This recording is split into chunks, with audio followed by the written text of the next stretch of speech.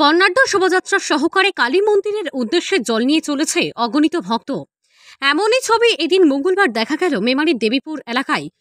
দেবীপুরের কালীতলায় বহু বছর ধরে পূজিত হয়ে আসছেন মা কালী।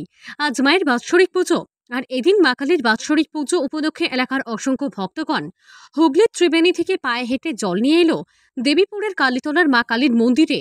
দেবীপুর জিটি রোড মোড় থেকে বাজনা বাজিয়ে শোভাযাত্রা করে জলের বাঁশ বাঁধে নিয়ে অগণিত ভক্তবৃন্দ এগিয়ে গেল কালীতলার কালীমায়ের উদ্দেশ্যে।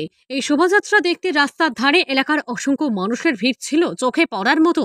পাশাপাশি দেবীপুর স্টেশন বাজার এলাকায় ভক্তদের হাতে ঠান্ডা পানীয় তুলে দেওয়া হলো ও মিষ্টিমুখ করালেন স্থানীয় মানুষেরা।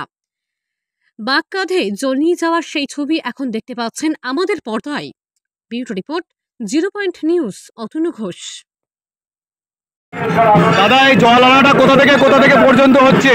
এই জলটা ত্রিবেণী থেকে জল আনা হচ্ছে। কোথায় যাওয়া হবে? দেবীপুর কালীতলা। কতজন পুণ্যার্থী জল আনছে? 900 জন।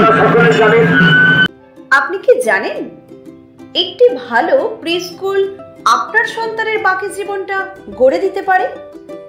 শিশুদের মস্তিষ্কের 90% বিকাশ 5 বছর বয়সেই ঘটে এবং এটাই তার আগামী কয়েক দশকের জীবন গড়ে দেয়।